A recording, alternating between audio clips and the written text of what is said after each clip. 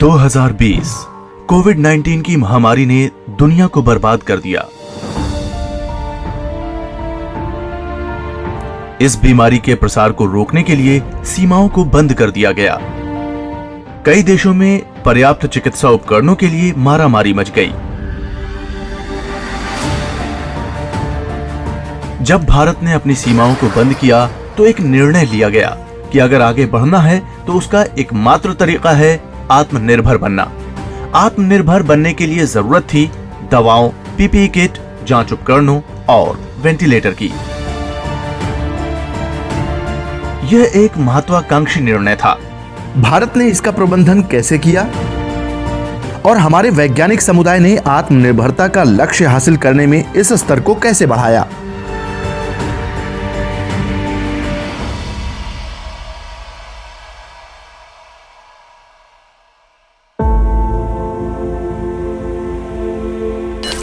भारत में कोविड-19 की महामारी कैसे फैली? भारत में कोविड-19 का पहला मामला जनवरी 2020 में सामने आया।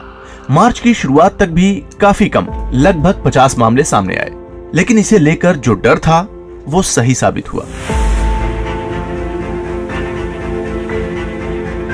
हमारे देश के आकार और जनसंख्या के हिसाब से इन मामलों को बढ़ना ही था।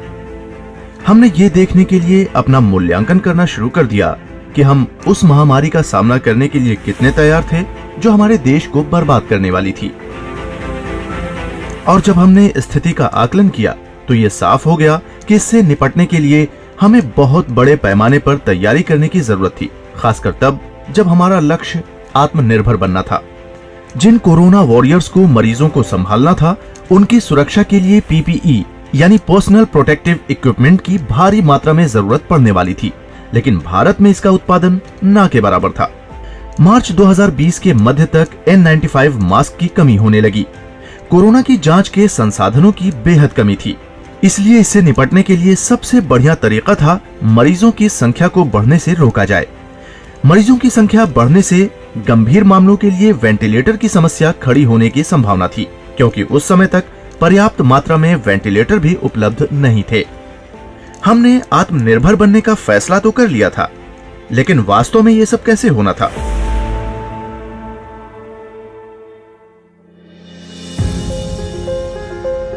ऐसा क्या हुआ कि भारत ने कमर कसनी शुरू कर दी? स्वास्थ्य और परिवार कल्याण मंत्रालय द्वारा प्रस्तावित एक रूपरेखा तैयार की गई। इसके लिए प्रधानमंत्री राहत कोष से पूंजी उपलब्ध कराई गई। ये आपात स्थिति थी, इसलिए स्वास्थ्य संबंधी जरूरी चीजों की खरीद के लिए प्रोटोकॉल को आसान किया गया। विभिन्न मोर्चों पर इन सभी जरूरतों को पूरा करने के लिए सार्वजनिक और निजी संगठनों ने साथ मिलकर काम किया।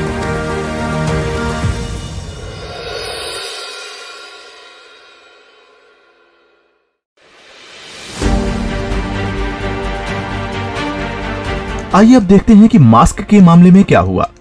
भारत पर्याप्त मास्क का उत्पादन नहीं कर रहा था, खासकर N95 मास्क का। इस महामारी में इसकी विशेष मांग थी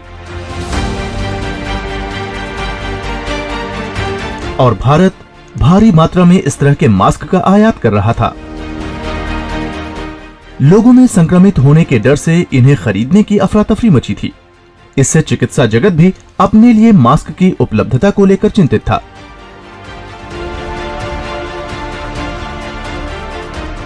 इसलिए मास्क के उत्पादन की तत्काल जरूरत थी। विभिन्न संगठनों ने इस आवश्यकता को पूरा करने के लिए कदम बढ़ाए। डीआरडीओ ने अपने ग्वालियर परिसर में फेस मास्क डिजाइन करना शुरू किया। उन्होंने मास्क बनाने के लिए स्थानीय निर्माताओं के साथ भी सहयोग किया। इसी तरह आईआईटी और आईआईएससी जैसे अन्य संस्थानों ने भी अपने स्तर पर मास्क तैयार किए।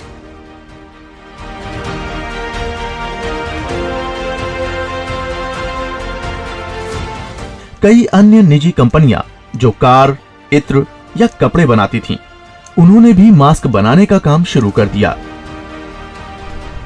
जैसे कि रश्मि रेयर अर्थ ग्रुप, जो कि नोएडा में स्थित है और मोबाइल फोन और विद्युत उपकरण बनाती है। ऐसे में अपना योगदान देने और एक नया उद्यम शुरू करने के लिए तैयार थे। रश्मि रेयर अर्थ जैसे ग्रुप N95 और सर्जिकल मास्क का उत्पादन करने जा रहे थे। आज सर्जिकल प्रोडक्ट्स को ज्यादातर आयात किया जाता है और अगर वो भारत में बनाए जाते हैं तो भी कुछ चुनिंदा विदेशी ब्रांडों द्वारा बनाए जाते हैं। इसलिए हमने सोचा क्यों ना हम भी विश्व स्तरीय सर्जिकल इक्विपमेंट बनाएं। भारतीय मानक ब्यूरो यानी BIS द्वारा निर्धारित मानदंडों में थोड़ी ढील दी गई थी, जिससे रश्मि रेयर अर्थ ग्रुप जैसे निजी उद्यमों के लिए इस क्षेत्र में प्रवेश करना और उत्पादन को बड़े पैमाने पर करना आसान हो गया। कुल मिलाकर ऐसी लगभग 1 दर्जन निजी कंपनियां थीं, जिन्होंने उसी दौरान मास्क बनाना शुरू कर दिया। लेकिन लॉकडाउन के दौरान मजदूरों की उपलब्धता एक बड़ी चुनौती थी। ऐसे में क्या एक इलेक्ट्रॉनिक्स कंपनी इस चुनौती से निपटने में सक्षम थी? चलिए पहले N95 मास्क की कुछ विशेषताओं को समझ लेते हैं। ये मास्क एक विशेष प्रकार के कपड़े पॉलीप्रोपिलीन की कई परतों से बना होता है। N का मतलब नॉन ऑयल है, यानी तेल रहित, जिसका अर्थ है कि इसमें कोई तेल आधारित कण मौजूद नहीं है। इस मास्क को कार्य क्षेत्र में उपयोग किया जा सकता है। 95 का अर्थ है कि 95% हवा में पैदा होने वाले कण मास्क द्वारा छन जाते हैं, तो N99 मास्क 99% कणों को छान देता है। मास्क का फिल्टर 0.3 माइक्रोन या उससे ज्यादा होता है। 1 माइक्रोन 1 मीटर का 10 लाखवां हिस्सा है। समझने के लिए एक आइडिया है कि इंसान का एक बाल लगभग 70 माइक्रोन होता है। ये बैक्टीरिया और वायरस को रोक सकते हैं। N95 5 परतों वाला मास्क है। इसकी बाहरी परत 50 GSM स्पन बॉन्ड है, अंदर 25 GSM का मेल्ट ब्लोन है, उसके बाद 50 GSM का PP कॉटन है और फिर 25 GSM मेल्ट ब्लोन है और 25 GSM स्पन बॉन्ड है। ये 5 परतें 3 परतों और एक बार उपयोग होने वाले सर्जिकल मास्क की तुलना में अधिक सुरक्षा प्रदान करती है, इसलिए ये डॉक्टरों के लिए बेहद उपयोगी है। इसका एक फायदा ये भी है कि इन्हें अक्सर बदलने की जरूरत नहीं पड़ती और इनका उपयोग पूरे दिन किया जा सकता है। इन 5 परतों की सामग्री बनाने के लिए विशेष तंत्र की जरूरत थी। पॉलीप्रोपिलीन, जिसका इस्तेमाल मूल रूप से विशेष प्रकार के थर्मोप्लास्टिक में किया जाता है, जब ये गर्म होता है तो अपनी संरचना और स्थायित्व को कायम रखते हुए नरम और सांचे में ढलने लायक बन जाता है। ये सामग्री कई प्रक्रियाओं के दौरान इस तरह की मशीनों से 240 से 260 डिग्री के उच्च दबाव और तापमान से गुजरती है। इससे जो मिश्रण बनता है उसे एक शीट पर छिड़का जाता है। फिर बाकी की चीजें भी इस सामग्री में मिलाई जाती हैं, जिसका इन पर एक इलेक्ट्रिक प्रभाव पड़ता है, जिससे छोटे पार्टिकल आकर्षित होते हैं, जिन्हें ये रोककर अपने में से गुजरने नहीं देता। इसी वजह से ये मास्क 95% सुरक्षित माने जाते हैं। इलेक्ट्रोस्टैटिक प्रभाव से गुजरने के बाद रोल बनाने के लिए सामग्री को बंडल किया जाता है। मास्क बनाने से पहले इसे फिर से कीटाणु रहित किया जाता है। मास्क बनाने के कई चरण हैं। पहले सामग्री को मास्क के आकार में काटा जाता है, फिर नोजपिन बनाई जाती है। ये मास्क का जरूरी हिस्सा है, क्योंकि ये साइड से छोटे कणों के प्रवेश को रोकता है और सांस लेने को भी आरामदायक बनाए रखता है। फिर 5 परतों को एक साथ दबाव से संकुचित किया जाता है। इसमें कोई सिलाई नहीं होती, सिर्फ 18 से 30 किलो वजन डालकर ये काम किया जाता है। फिर मास्क को बाहरी और भीतरी दोनों तरफ से सील किया जाता है, जिससे ये सारी सामग्री को एक साथ जोड़े रखता है। अगर ऐसा न किया जाए तो इसकी 5 परतें बिखर सकती हैं। उत्पादन शुरू करने के कुछ ही महीनों में कंपनी कार्यक्षमता को बढ़ाने के लिए सिस्टम को कारगर बनाने में सफल रही है। जब हमने बाजार में प्रवेश किया था, हम रोज 1 लाख मास्क बना रहे थे, लेकिन आज हमारी क्षमता 3 से 3.5 लाख मास्क प्रतिदिन है। दूसरी चुनौती पूरे उत्पादन लाइन के अर्थतंत्र को नियंत्रण में रखने की थी। फरवरी से अप्रैल के महीने में मास्क सोने की तरह बिके। उस समय सस्ते महंगे सभी दामों पर मास्क बिके, लेकिन हमने गुणवत्ता वाले मास्क बनाए और उपभोक्ताओं को किफायती दामों पर बेचे। Sustainable price to the end user. जब उत्पादन शुरू हुआ तो ये स्पष्ट नहीं था कि मास्क सभी के लिए है या सिर्फ चिकित्सा से जुड़े लोगों के लिए अनिवार्य था। लेकिन चिकित्सा जगत से मिलने वाली जानकारी से यह साफ हो गया कि मास्क की जरूरत सभी को पड़ने वाली थी। इतना ही नहीं, भारत ने मास्क और महामारी में उपयोगी दूसरे सुरक्षा उपकरणों को आवश्यक वस्तु अधिनियम के तहत रखा था। Our long-term clients. हम ज्यादातर मास्क अस्पतालों को देते हैं, लेकिन कोविड को देखते हुए हम खुदरा विक्रेताओं या वितरकों को भी मास्क की आपूर्ति कर रहे हैं। जो मास्क पहले चीन और अमेरिका बनाते थे, वो अब भारत में बनाए जा रहे हैं, लेकिन हम कच्चे माल से लेकर तैयार माल तक का उत्पादन कर रहे हैं और भारत की जरूरतों को पूरा करने में सक्षम हैं। इसलिए इस मामले में हम आत्मनिर्भर हैं। And that's why we are Atmanirbhar.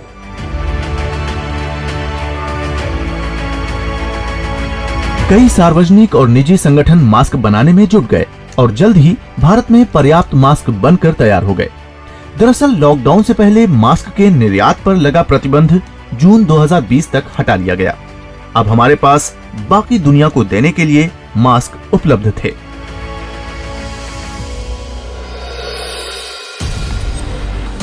लेकिन हमारे सिस्टम में अन्य खामियां कौन सी हैं? आगे देखिए कि भारत ने कोविड के बढ़ते मामलों से निपटने के लिए पर्याप्त वेंटिलेटर कैसे बनाए।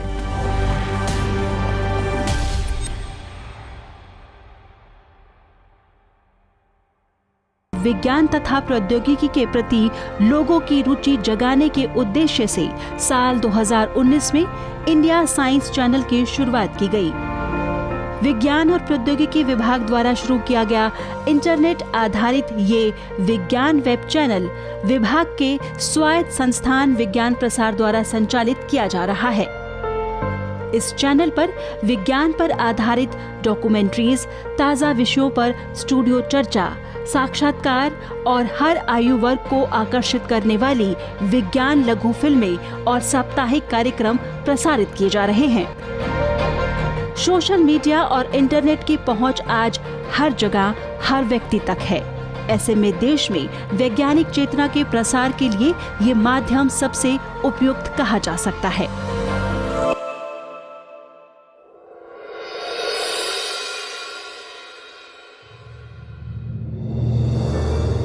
क्या भारत कोविड के इस संकट में आत्मनिर्भरता हासिल कर सकेगा?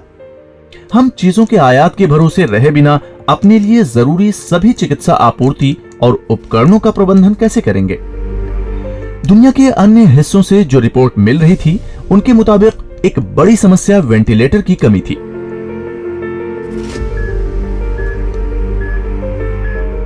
इस कमी से एक भयानक स्थिति पैदा हो रही थी, जहां चिकित्सा जगत के पेशेवरों को यह तय करने के लिए मजबूर किया जा रहा था कि वेंटिलेटर किसे मिलेगा और किसे नहीं।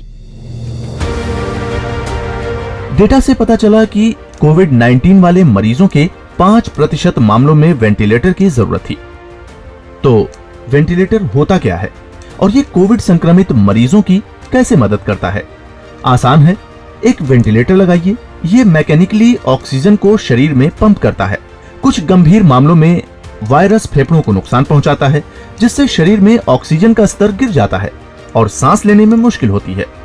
सांसों को सामान्य रखने के लिए, फेफड़ों में ऑक्सीजन का स्तर बढ़ाने के लिए वेंटिलेटर का उपयोग हवा को शरीर में धकेलने के लिए किया जाता है।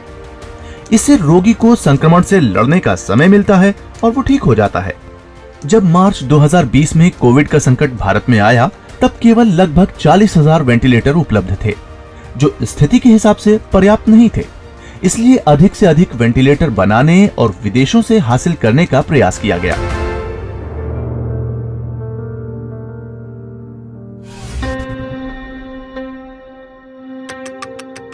एग्वा दिल्ली की एक कंपनी है जो 2018 से वेंटिलेटर बना रही है।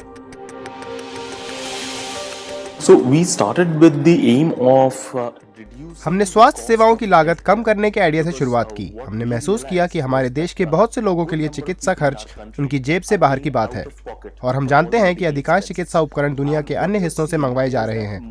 ये उपकरण भारत में नहीं बनते।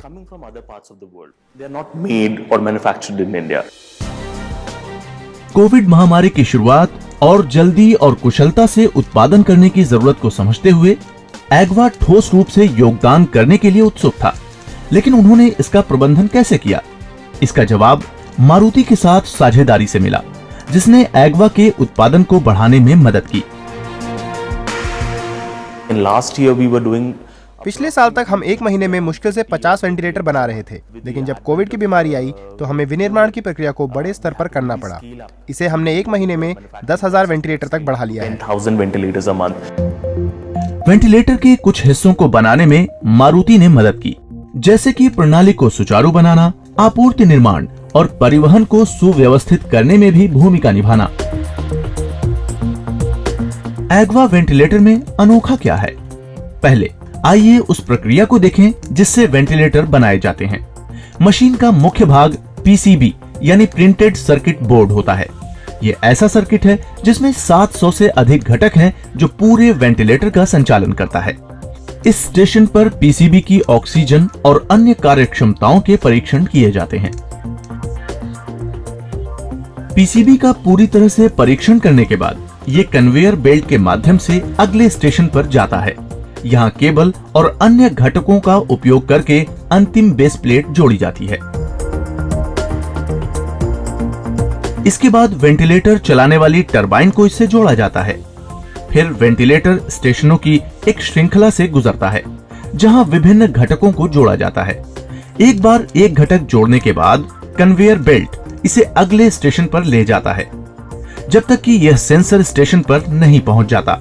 यहाँ सबसे महत्वपूर्ण घटक ऑक्सीजन सेंसर को जोड़ा जाता है। ऑक्सीजन सेंसर रोगी के ऑक्सीजन स्तर को नियंत्रित और मॉनिटर करता है। एग्वा वेंटिलेटर पोर्टेबल है, इसलिए इसके सभी हिस्सों को आपस में जोड़ते हुए विशेष सावधानी बरती जाती है। एक बार जब वेंटिलेटर तैयार हो जाता है तो उसके सेंसर की कड़ी गुणवत्ता जांच की जाती है। वायु संचरण और सेंसर कार्यक्षमता के मामले में वेंटिलेटर की समग्र दक्षता को परखा जाता है। वेंटिलेटर के अंतिम परीक्षण में एक फेफड़े की कार्यप्रणाली के साथ इसका अनुकरण शामिल है। यह जांच पूरी होने के बाद संबद्ध लोगों के साथ ब्रांड का नाम आधुनिक लेजर तकनीक द्वारा गोदा जाता है। फिर इसकी साफ सफाई और सैनिटाइजेशन के बाद वेंटिलेटर को पैकेजिंग के लिए भेजा जाता है। यहाँ से उन्हें बाजार में उतारा जाता है। Our ventilator, one is it is turbine driven, so it only is हमारा वेंटिलेटर टरबाइन से चलता है, इसलिए इसका वजन केवल 2.5 किलोग्राम है। कम वजन होने से आप इसे कहीं भी ले जा सकते हैं। आईसीयू पर उनकी निर्भरता भी कम है। so because of its small size and less dependability on the ICU infrastructure. So let's say इसकी मदद से आप अस्पताल को कोविड केयर सेंटर में आसानी से बदल सकते हैं, क्योंकि इसमें ऑक्सीजन पाइपलाइन की आवश्यकता नहीं होती है। you can do that with our ventilators because it does not need oxygen pipeline, it does not need air pipeline, it can simply pump in the यह बस हवा में पंप कर सकता है। यदि बहुत ज्यादा ऑक्सीजन की जरूरत होती है तो इसे एक सांद्रक या ऑक्सीजन सिलेंडर से जोड़ा जा सकता है। इसकी कार्य क्षमता भी आईसीयू वेंटिलेटर के समान होती है। or you can also connect it to an oxygen cylinder and you can deliver that to the patient. But at the basic end, the functionality is just like an ICU ventilator. Ventilator का इस्तेमाल आसान है। इसके साथ एक tablet जुड़ी होती है, जिससे निगरानी और नियंत्रण का काम बहुत आसान हो जाता है। दूसरे वेंटिलेटर के मुकाबले यह बिजली की खपत कम करता है। इसका उपयोग घर पर भी आसानी से किया जा सकता है। ये उस समय और उपयोगी हो जाता है जब कोविड के मामलों में अस्पतालों में जगह नहीं होती है। और सबसे महत्वपूर्ण बात यह है कि यह दुनिया में सबसे कम लागत वाला वेंटिलेटर है। एग्वा ने आत्मनिर्भरता की जरूरत को समझा। उन्होंने इसके सभी भागों को स्थानीय तौर पर हासिल किया। उन्होंने वेंटिलेटर को इस तरह से डिजाइन किया कि जरूरत पड़ने पर इसके पुर्जों को बिना किसी कठिनाई के बदला जा सके। 6 महीने पहले हम जहां वेंटिलेटर जैसे महत्वपूर्ण उपकरण आयात करते थे, आज हम आत्मनिर्भरता के उस मकाम पर हैं कि हम अन्य देशों को वेंटिलेटर निर्यात करने में सक्षम हैं। The silver lining to all of this is that we have understood. बड़ी बात यह है कि हमने एक देश के रूप में आत्मनिर्भरता के महत्व को समझा है। इसी वजह से भारतीय निर्माताओं की मदद के लिए नीति निर्माता, नीतियां और सभी तरह के अनुमोदन देने वाली प्रणालियों ने एक साथ मिलकर काम किया है। इस क्षेत्र में अब बहुत सा निवेश किया गया है, जिसने अनुसंधान की प्रक्रिया को बहुत तेज कर दिया है। In this sector, which has really helped the research to skyrocket. लेकिन कोविड में अन्य परीक्षणों में समान शोध और समाधान संभव थे। आगे देखिए कि भारत के वैज्ञानिक समुदाय ने कैसे परीक्षण किटों की कमी का समाधान निकाला।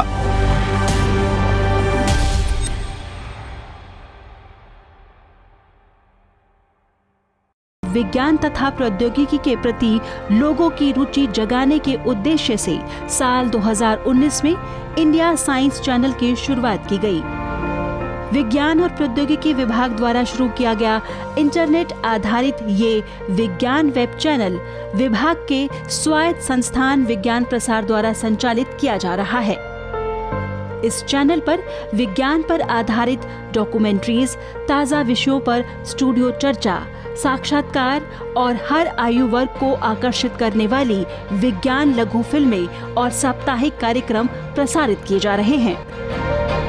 सोशल मीडिया और इंटरनेट की पहुंच आज हर जगह, हर व्यक्ति तक है। ऐसे में देश में वैज्ञानिक चेतना के प्रसार के लिए ये माध्यम सबसे उपयुक्त कहा जा सकता है।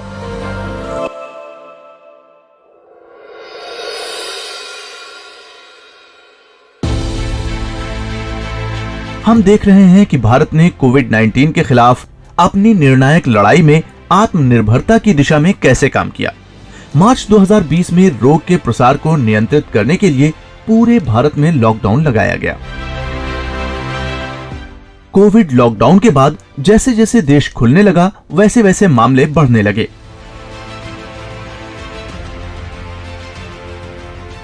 इस बढ़ते संकट से निपटने के लिए स्पष्ट था कि हमें पहला कदम इस बीमारी को पहचानने में लगाना होगा और इसका एक ही रास्ता था, ज्यादा से ज्यादा लोगों का परीक्षण करना। लेकिन भारत में पर्याप्त परीक्षण किट उपलब्ध नहीं थी, इसलिए ऐसे लोग जिनमें बीमारी के लक्षण तो थे लेकिन जो किसी कोविड मरीज के संपर्क में नहीं थे, ऐसे लोगों का परीक्षण नहीं हो पा रहा था क्योंकि हमारे यहाँ टेस्ट किट का कोई उत्पादन नहीं होता था और हम उनके आयात पर निर्भर थे। भारतीय वैज्ञानिकों ने इस अंतर को पाटने के लिए अपनी क्षमताओं को बढ़ाने का प्रयास किया। पुणे स्थित माईलैब डिस्कवरी एक आणविक जीव विज्ञान कंपनी है जिसने HIV और हेपेटाइटिस B और C जैसी अन्य बीमारियों की पहचान के लिए जांच विधि विकसित की है। उन्होंने कोविड-19 के लिए एक जांच किट विकसित करने का काम शुरू किया। मुझे याद है कि हमने जनवरी में इसके बारे में बात करनी शुरू की थी कि अगर ये बीमारी हमारे देश में फैलती है तो कम से कम इसके लिए जांच तो उपलब्ध होनी ही चाहिए और अगर ये काम हम नहीं करेंगे तो कौन करेगा। आईडीनेट जैसे परीक्षण को हमारी कंपनी ने ही विकसित किया था तो हमें इस काम को सबसे पहले करना चाहिए। लेकिन इस तरह की किट को विकसित करने में कभी कभी महीनों लग जाते हैं, लेकिन जो हालात थे उन्हें समझकर माईलैब की टीम ने कम से कम 6 से 7 सप्ताह के समय में एक परीक्षण किट बनाने में कामयाब रही। आज माईलैब दुनिया भर के उत्पादों का सबसे व्यापक श्रेणी प्रदान करती है। इसमें RT-PCR टेस्ट, एंटीजन टेस्ट और एंटीबॉडी टेस्ट शामिल हैं। आज परीक्षणों मानकों में सबसे बेहतर RT-PCR टेस्ट है। RT-PCR का अर्थ है reverse transcription polymerase chain reaction. तो कोविड-19 के क्या कारण है? ये एक वायरस है जिसे SARS-CoV-2 कहा जाता है, जिसकी आनुवंशिक सामग्री राइबो न्यूक्लिक एसिड या RNA का एकल स्ट्रैंड है। पहले चरण में RNA को निकालने की आवश्यकता होती है। किसी इंसान के गले या नाक के अंदर से साधारण स्वाब लिया जाता है। फिर 3 चरणों की एक प्रक्रिया होती है जिससे RNA को निकालने में मदद मिलती है। लाइसिस, यह कोशिका के टूटने को संदर्भित करता है। फिर बाइंडिंग और वॉशिंग होती है। बाइंडिंग एजेंट और वॉश बफर के साथ नमूना एल्यूशन के लिए तैयार है। एल्यूशन यह एक विलायक के साथ धोने से एक सामग्री को दूसरे से निकालने की प्रक्रिया है। कोशिकाओं से कुल RNA के शुद्धिकरण में एक विशेष एलायंस सॉल्यूशन का उपयोग किया जाता है। रोगियों के स्वैब द्वारा केवल RNA की एक छोटी सी मात्रा निकाली जाती है, जो परीक्षण प्रक्रिया के लिए पर्याप्त नहीं है। इस समस्या को दूर करने के लिए RNA, एक एकल स्ट्रैंड अणु, एक एंजाइम का उपयोग करके 2 स्ट्रैंड DNA में परिवर्तित हो जाता है। इसे रिवर्स ट्रांसक्रिप्शन के रूप में जाना जाता है। यह RT-PCR का RT है। निष्कर्षण के बाद प्रवर्धन प्रक्रिया से डीएनए की अरबों प्रतियां बनती हैं। संक्रमण का पता लगाने के लिए ये पर्याप्त हैं। इस प्रक्रिया में प्रवर्धन के लिए आवश्यक अभिकर्मकों को निकाले गए आरएनए के साथ मिलाया जाता है और फिर ट्यूब को आरटी-पीसीआर उपकरण में संसाधित किया जाता है। उसके बाद नमूना, डेटा विश्लेषण और परिणाम स्पष्टीकरण के चरण में जाता है। लगभग 1 घंटे के प्रवर्धन के बाद डेटा उत्पन्न होता है, जिसका उपयोग परिणाम स्पष्ट करने के लिए किया जा सकता है। परिणाम एक प्रवर्धन ग्राफ के रूप में मिलते हैं, जिसे सकारात्मक या नकारात्मक के रूप में पढ़ा और दर्शाया जाता है। In RT-PCR test, you directly detect the genetic RT-PCR में हम सीधे वायरस की आनुवांशिक सामग्री का पता लगाते हैं। पता लगाने के लिए हम नमूना लेते हैं। यदि कोई वायरस मौजूद है तो उसे तोड़ते हैं, उसे शुद्ध करते हैं और इसे पीसीआर मशीन पर पीसीआर अभिकर्मक के साथ लोड करते हैं। फिर परीक्षण से प्रवर्धन करके वायरस का पता लगाते हैं। यदि वायरस की एक प्रति होती है तो मशीन पर रीड होने से पहले इसकी लाखों प्रतिलिपियां बन जाती हैं। आरटी-पीसीआर से परिणाम मिलने में आमतौर पर 8-9 घंटे लगते हैं। हालांकि माइलैब्स परीक्षण से 2.5 से 3 घंटे में परिणाम मिल जाते हैं। हालांकि इसमें एक कमी ये है कि परीक्षण के लिए अभी भी एक प्रयोगशाला की आवश्यकता है।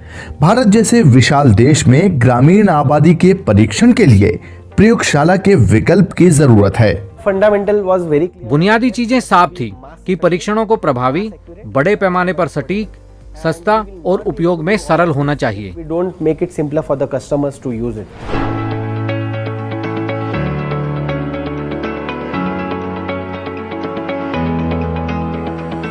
माइलैब के वैज्ञानिकों ने एक अनोखा नवाचार किया, यानी एक बॉक्स में प्रयोगशाला। ये सही है, पूरी प्रयोगशाला एक बॉक्स में ही है। इससे कोई कहीं भी जांच कर सकता है। बॉक्स पूरा अभिकर्मकों से भरा है। इन सभी को जैविक नमूनों में लोड करने की आवश्यकता है। एक बार जब ये हो जाता है तो बाकी की प्रक्रिया मशीन द्वारा स्वचालित रूप से होती है। अंत में पीसीआर मशीन में डालने के लिए स्ट्रिप्स तैयार हो जाती हैं। इस पूरी प्रक्रिया में सिर्फ 40 मिनट लगते हैं और पीसीआर मशीन को 1 से 1.5 घंटा लगता है। एक बॉक्स में यह प्रयोगशाला एक साथ 32 नमूनों का परीक्षण कर सकती है। इस कंपनी ने एंटीबॉडी और एंटीजन टेस्ट भी किए हैं। ये किट विकसित करने वाली ऐसी पहली भारतीय कंपनी थी जिसे आईसीएमआर से मंजूरी मिली। इन किट की कीमत भी उचित है, जिससे इन्हें ज्यादा मात्रा में भी हासिल किया जा सकता है।